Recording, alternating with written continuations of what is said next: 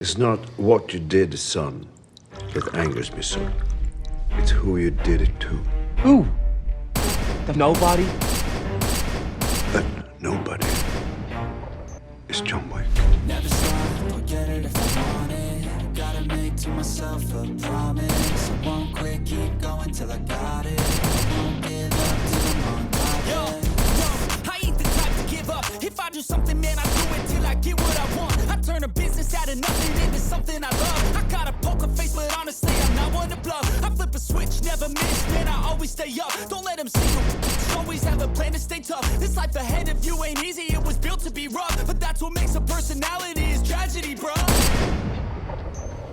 Welcome back, ladies and gentlemen, to the John Wick Minute podcast, the show where we analyze, scrutinize, and celebrate John Wick 1 minute at a time. My name is Seth.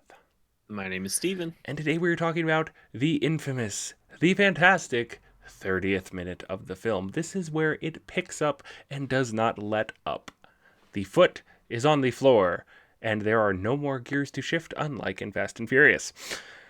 This minute starts with Vigo drinking his Glenlivet 18-year scotch, and it ends with John Wick shooting someone in the head, although you can't see the person when he shoots them. Gotcha. So, yeah. I have a feeling that, I'm like, Hooked on a feeling. I wrote all my notes of like how many guys he kills and when. And then I realize you're going to have way more details about it. So I'm, might let you just talk about all that. Well, you can start us off with anything you noticed before I take over, because I'm going to go for a Nothing minute. serious except that he's hiding in the shadows. It kind of like steps into the shadows or steps into the light briefly before just everything falls apart. It's like 20 some seconds of guys like going into the house all tactical and stuff.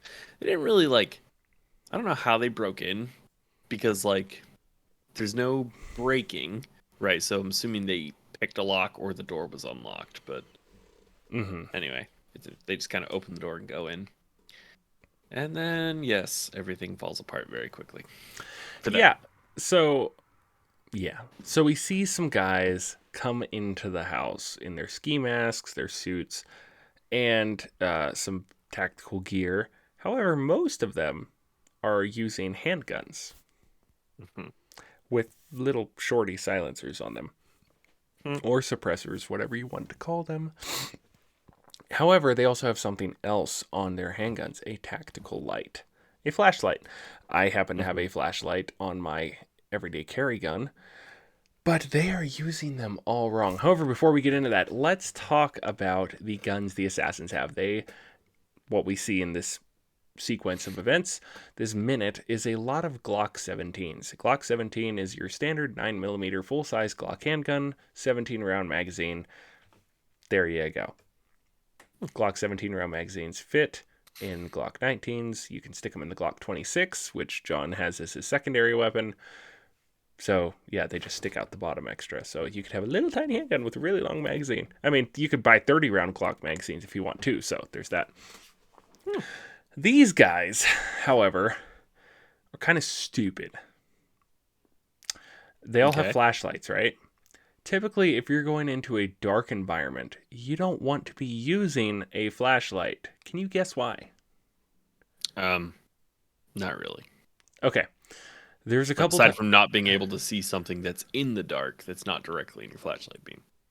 Okay, yeah, no. So flashlights are good for searching under specific circumstances. However, when it's attached to your weapon light, it is a bullet magnet.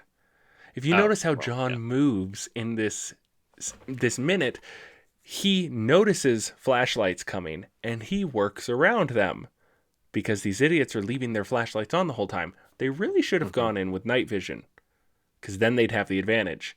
John Wick hiding in the shadows wouldn't do any good. But instead, they're running around waving their flashlights around. There's a safer way to do that. You can have an off-body flash or off-gun flashlight, so you can hold the flashlight in your other hand, and so if they're shooting at it, it's not your central nervous system and all your internal organs that are behind the flashlight. But yeah, so these guys are really, really bad, tactically speaking. John Wick, however, obviously very good tactics, hiding in the shadows, and then he pops out. Only after Vigo says the boogeyman, though. Yes, It's like John could hear him.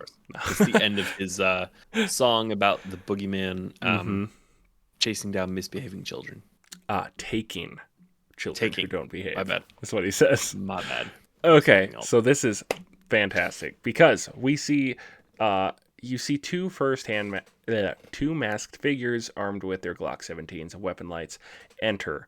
By the time the action starts, however, there's a group of 3 that John first interacts with.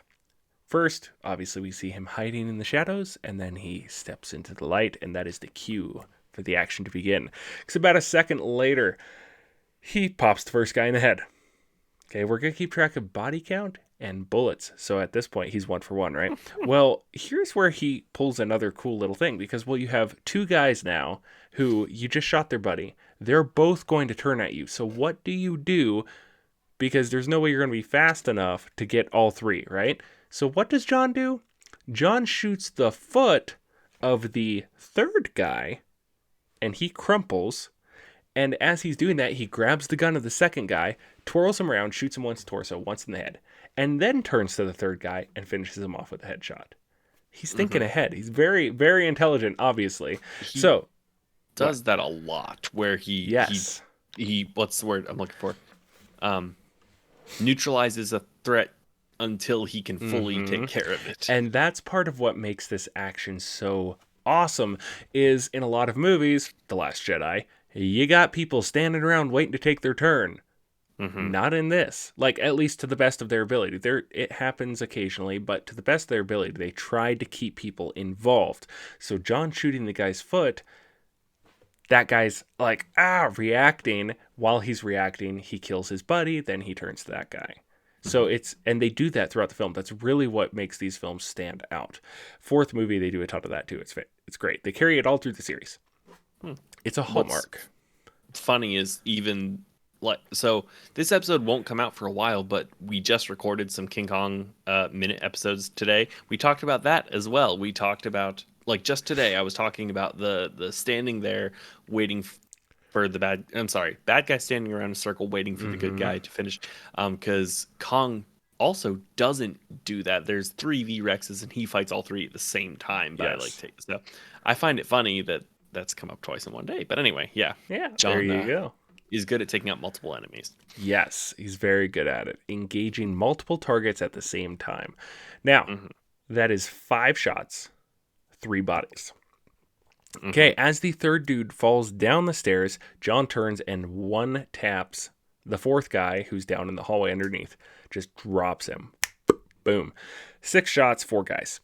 The 5th guy comes around the corner and he takes 2 or 3 shots at John, and John bails over the railing, turns and faces him, and pops him in the torso area. Guy falls over in pain, shoots him in the head.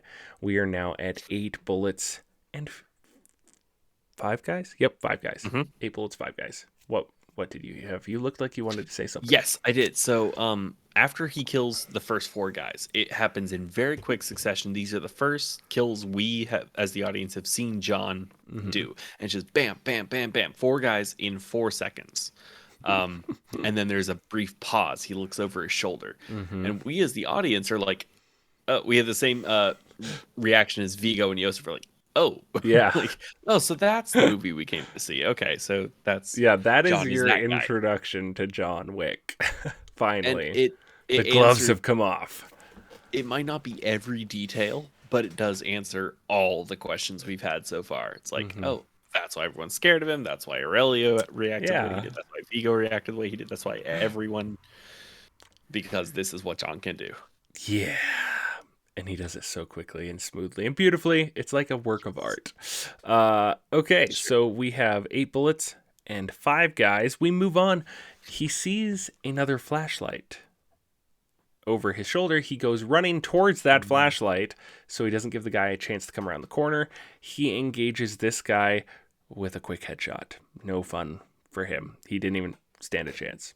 Again, turn your stupid flashlight off, dude. He wouldn't have known you were coming. Like, legit, that's so silly. Okay, 6 guys, 9 bullets.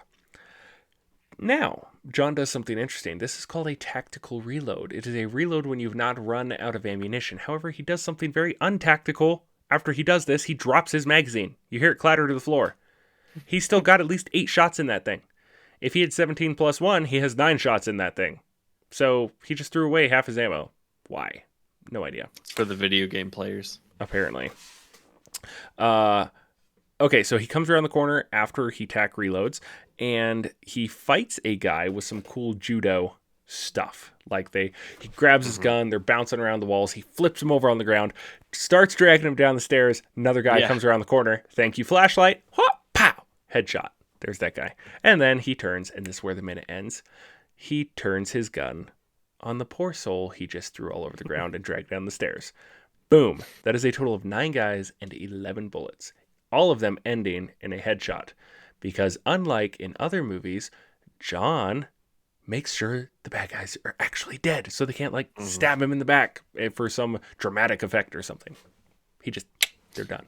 I think it'd be interesting to count how many people he shoots, like central body mass and then the head. Like how many times he does that in this movie. So having just watched this so far, if you want to tally that too, that's a separate tally, man. I got to tally a lot of things. I'm just curious because that's I don't need a number, but basically like he does that so often, at least one bullet through the torso and then the head. Like, so in this bam, scene, bam, you bam, have bam, 2. However, 3 if you count him shooting the guy in the foot. So there's 3 guys he takes out with 2 shots each. And then the rest are all single shots. But he does do that a lot, where he gets 1 bullet in them quickly so that way he can focus on the head for the second shot. Right. It kind of like stops them from bouncing around a little bit because they're like, oh, they double over or something. So they're more stationary. He can get a precision shot off.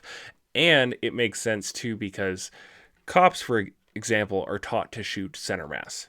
Because that, like, you stop the threat. It's a bigger target. It's easier to hit, especially with a handgun in a fast-paced scenario. Much easier to hit than try and take a precision shot to the head. But they're also shot, like, 4 to the body, 2 to the head. Yeah. Right, so that's a drill you can do when you're practicing. So you're hitting center mass to stop them, slow them down. Even if they have body armor, you're popping them 4 times in the chest, they feel it. That's going to knock the breath out of them. Oh, yeah. And so then they're going to... and they hold still, boom, double tap. Or in John's case, single tap. Because double tap's kind of overkill. Ammo's expensive. Yes, it is. Not as expensive as it once was, but it's still not as cheap as it once was. Yeah.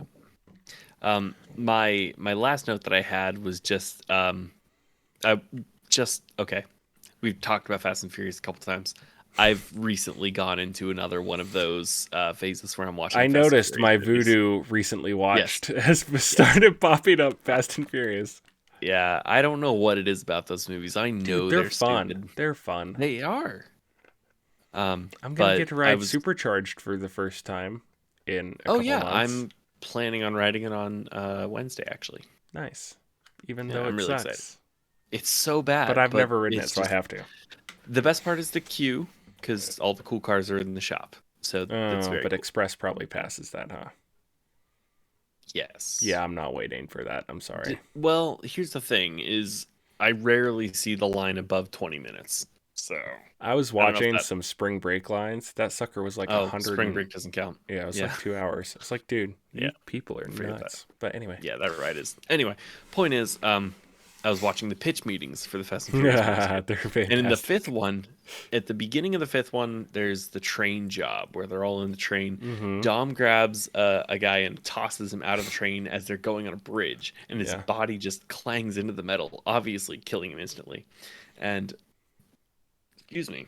And as the pitch meeting guy, Ryan George, is talking to himself about it, he's like, oh, yeah, that's so much fun for our main hero to just straight up murder that guy. They're like, yeah. And he's like, in these henchman organizations, do we have someone to notify the families that, you know, their father and husband has been murdered? How do we tell the son? Like, it's like, yeah, it's just a fun action movie. Our hero's just a killer. It's fine. Like, does Vigo have a system in place to write letters to the families of the Tahoe guys? I mean, if they work in organized crime, it's like part of the job, you know. They'll have some mass funeral. It's like you watch The Punisher. I know we keep like talking about a lot of crossover things. I mean, but you have The Punisher, there's that wake, and he just goes and massacres all of the Irish people there at the wake. Like, that's mob violence for you. Oh, such a good show. Dude, anyway, I haven't watched mob Punisher violence. in a It's while. just part of the hazards of the job. I'm sure they have life insurance. Sure. Why not? Is that all we have for this? That's all I have for this. I think though think so. Wow, think so. Okay, Mike Tyson. Sorry, Mike Tyson. I really. If like you what ever do. listen to this, Mike, I'm sorry, Mikey boy. I really love your boxing career. That being said, don't hurt me, please. Please. Talk about crumbling, getting hit in the head. Oh my gosh. Anyhow, we broke down the first fight scene, and it's not even over, but you'll have to wait till next week because this is Friday. It's Friday. Is that a song? You're joking, right? You're not joking. Okay, so I'm missing something. that came out. Friday was a song that came out by singer Rebecca Black in I was in high school, I think, early high school. Maybe earlier, I don't remember now. But it was notoriously the most disliked video on YouTube. Huh. You don't know? Okay. Wow. Well, that's somehow I some missed a history piece for of you. She was culture. 13 when she made this song. But yeah, that's all right. It's an awful song. Yeah. I'm sure the audience cringed when I'm sure the audience cringed when I sang it. My something beginnings end. When I first heard that song, I did not care for it. I went to an air show the other week, and they played that